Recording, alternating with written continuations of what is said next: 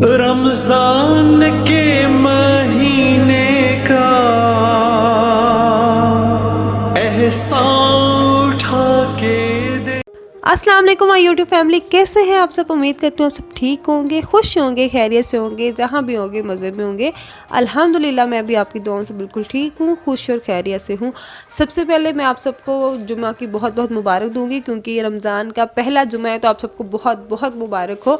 और आज जैसे कि तीसरी सहरी भी है, तो उसी के लिए मैं उठी थी, क्योंकि मुझे सहरी बनानी थी आज फिर से। तो वो अभी जो काउंटर पे आप देख रहे हैं बर्तन सारे फैले हुए, ये रात को मैंने वॉश किए थे, अफ्तारी के बाद मैंने वॉश करके यहाँ पे रख दिए थे। और ये क्योंकि शीशे के बर्तन थे, तो इसमें सारा भी पानी वो जो है वो ड्राई नहीं हुआ था, तो मैंने यहीं पे सारे फैला दिए थे, ताकि पानी के जो ड्रॉप्स हैं ना वो इसके ऊपर खुश्क ना हो जाएं, क्योंकि वो बहुत बुरे लगते हैं और बर्तन ऐसा लगता है जैसे धोए ही नहीं। तो मैंने इसी तरह से रख दिए थे। तो मैंने सारे बर्तन समेट लिए, अब मैं सारा काउंटर साफ़ कर लूँगी। और हमजा जो है वो दही लेने के लिए गया हुआ था, दही लेके आ गया है। तो सबसे पहले जी मैं दही निकाल लूँगी इसमें, और बाद में चीनी डाल के इसमें रख दूँगी फ्रिज में, ताकि अच्छे से ठंडा हो जाए। क्योंकि हमजा और आलिया जो है ना वो सहरी में जो है ना वो चीनी वाला दही लाजमी खाते हैं। अगर मैंने खाना हो तो मैं उसमें शक्कर ऐड कर लेती हूँ, और नहीं तो फिर मैं इन लोगों के लिए मैं चीनी डाल के ना तो वो रख देती हूँ, तो वो अच्छे से ठंडा हो जाए तो बहुत मज़ा का लगता है खाने के लिए। तो ये जो है दही में मैंने चीनी ऐड करके तो अब इसको रख दूँगी, और उसके बाद फिर मैं लस्सी बना लूँगी।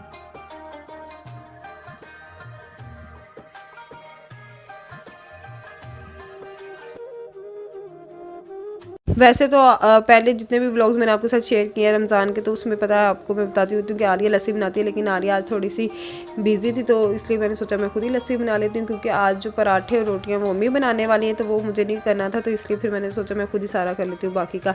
तो बस यहाँ पर मैंने लस्सी जो है वो ग्राइंड करके बना ली है। तब उसको मैं जग में बर्फ़ डाल के तो लस्सी जो है उसमें ऐड कर दूँगी, और इसको भी साइड पर रख।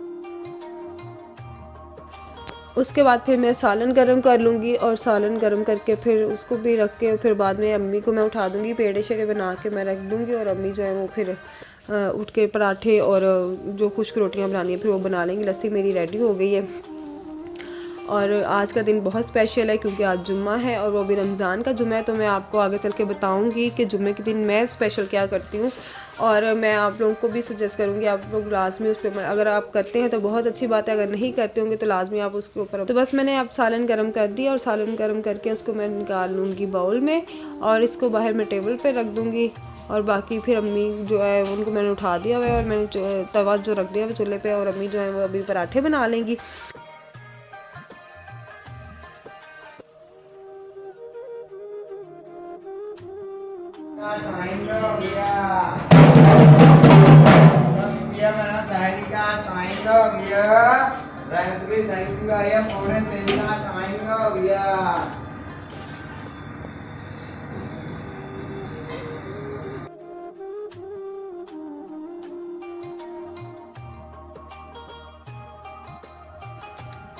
तो जी वो ढोल वाले भाई आ गए हैं, आके उन्होंने अपना जो काम है वो कर दिया। जैसे कि कल भी वो लेट आए थे, एक दिन तो आए नहीं, एक दिन लेट आए, आज फिर से वो लेट आए हैं।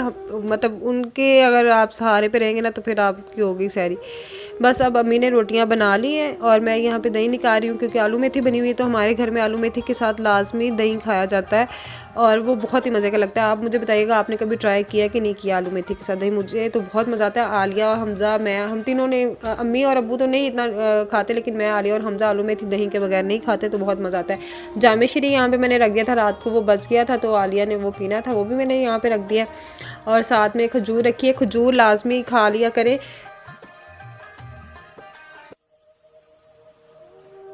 आप एक खजूर खा लेते हैं ना सहरी के बाद, तो आपको बिल्कुल ही भूख नहीं लगती। एक तो वैसे भी अभी उस तरह का टाइम नहीं है, ना इतना लंबा रोज़ा है, ना ही उस तरह की गर्मी है कि आपको भूख लगे। लेकिन ये कि अगर आप एक खजूर खा लेना तो उसके बाद आपको ना तो इतनी भूख लगती है, ना ही प्यास लगती है। कभी ट्राई करके देखिएगा। तो इसलिए वो मैंने खजूर भी यहाँ पे रखी हुई थी। अब यहाँ पे अपनी प्लेट में मैंने सालन और दही निकाल लिया है, तो अब हम लोग कर लेंगे सहरी।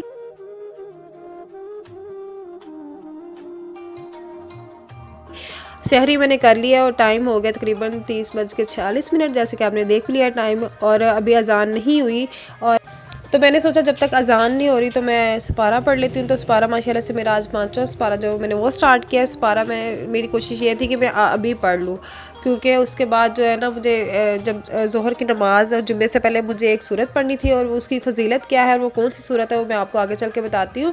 और आपने मुझे कमेंट सेक्शन में बताना है कि आपने अगर कुरान पाक अगर स्टार्ट किया है रमज़ान में मुकम्मल करने के लिए तो आपने कितने पारे पढ़ लिए हैं, और आप जुम्मे के दिन स्पेशल क्या करते हैं ख़ास तौर पर जब रमज़ान होता है तब, और वैसे भी नॉर्मली भी अगर जुम्मे का दिन देखा जाए तो हमारे लिए मुसलमानों के लिए एक ईद का ही दिन होता है, उसकी उतनी ही फजीलत होती है।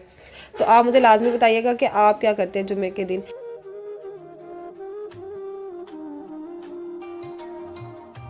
और मुझे ये भी बताइएगा कि जुम्मे के दिन आज किस किस ने तस्बीह नमाज़ पढ़ी है। तो अब सुबह का टाइम हो चुका है, तकरीबन 12:30 बजे मैं उठी थी, क्योंकि नॉर्मली जो है रमज़ान में मॉर्निंग इसी टाइम पे होती है, क्योंकि सहरी के बाद सब लोग सो जाते हैं, रात में सोए नहीं होते, तो फिर हम लोग नॉर्मली इसी टाइम पे उठते हैं। तो अभी मैं उठ गई हूँ, उठ के मैंने कपड़े निकाले हैं, कपड़े मैं प्रेस करूँगी। अच्छा, ये जो शर्ट है ना ये मैंने लिबर्टी से ली थी, और मैं आपको पिछले व्लॉग में बता भी रही थी कि मैं लिबर्टी जाऊँगी और मैं वहाँ की जो वीडियो है ना वो और वहाँ की जो कलेक्शन न्यू आई हुई है मैं सारी आपके साथ शेयर करूँगी। तो इंशाल्लाह ताला इस वीडियो के बाद मैं आपके साथ ना लिबर्टी वाली जो वीडियो है ना वो शेयर कर दूँगी। और ये मैंने शर्ट वहीं से ली थी, ये मैंने ली थी 500 की, और ये स्टिच इसी तरह से मैंने ली थी, और इसके ऊपर पेंट हुआ है वाइट कलर का। और उन्होंने मुझे कहा था कि जिन भाई से मैंने ली थी उन्होंने मुझे कहा था इसको उल्टा करके प्रेस करना है, इसीलिए मैं इसको उल्टा करके प्रेस कर रही हूँ, क्योंकि वो कह रहे थे कि अगर आप इसको सीधा करके प्रेस करेंगे तो वो ख़राब हो जाएगा पेंट, और कह रहे थे कि धोने से वॉश करने से तो ख़राब नहीं होगा, लेकिन आप प्रेस कर इसको एहतियात से कर लें तो ये चल जाएगी। और ये वैसे भी ये शर्ट्स जो वहाँ से मिलती हैं तो ये यही होता है कि आप उनको एहतियात से यूज़ करें तो ठीक है, अदरवाइज़ वो उसके ऊपर वो अगर पेंट है या इस तरह की चीज़ें तो वो धोने से या इस तरह से करने से वैसे भी ख़राब हो जाती है। लेकिन ये मैंने इसलिए ली थी, मुझे बहुत प्यारी लगी थी, एक तो कलर बहुत प्यारा था मस्टर्ड कलर, और उसके साथ वाइट का कॉम्बिनेशन था, और इसलिए फिर मैंने ले ली। और मैंने ली भी इसलिए थी क्योंकि आगे रमज़ान आ रहा है, और मैंने स्पेशली ली भी जुम्मे के लिए थी कि ताकि मैं जुम्मे वाले दिन इसको पहन लूँ। और मैंने आपको पहले भी बताया था कि रमज़ान में जो जुम्मा होता है ना उसमें हमारी कोशिश यही होती है कि हम लोग नए ड्रेस जो है ना वो पहन लें। और बस मैं यहाँ पे कपड़े प्रेस कर लूँगी, उसके बाद मैं शावर ले लूँ।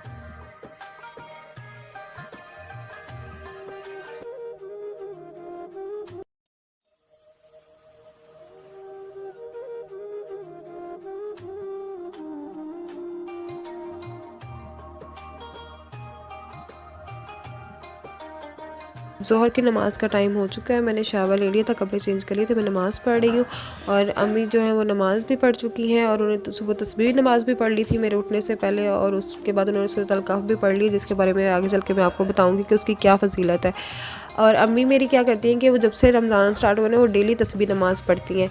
और हाँ, वैसे क्या होता है मोस्टली जो होता है कि जुमे वाले दिन तस्बीह नमाज़ ज़्यादातर लोग पढ़ते हैं, लेकिन अम्मी जो वो डेली पढ़ रही हैं। आप मुझे बताइएगा कि आप भी तस्बीह नमाज़ डेली पढ़ते हैं या सिर्फ जुमे वाले दिन पढ़ते हैं। अब नमाज़ मैंने पढ़ लिया, अब मैं आपको बताऊंगी सूरत अल-कहफ़ के बारे में। सूरत अल-कहफ़ की बहुत फजीलत है अगर आप उसको जुम्मे के दिन पढ़ते हैं, और जो हमारे नबी का फरमान है कि जो जुम्मे के दिन सूरत अल-कहफ़ की तलावत करता है वो उस जुम्मे से लेके उसके अगले आने वाले जुम्मे तक उसके लिए अल्लाह ताला एक ख़ास नूर और ख़ास रोशनी जो है उसको अता करते हैं।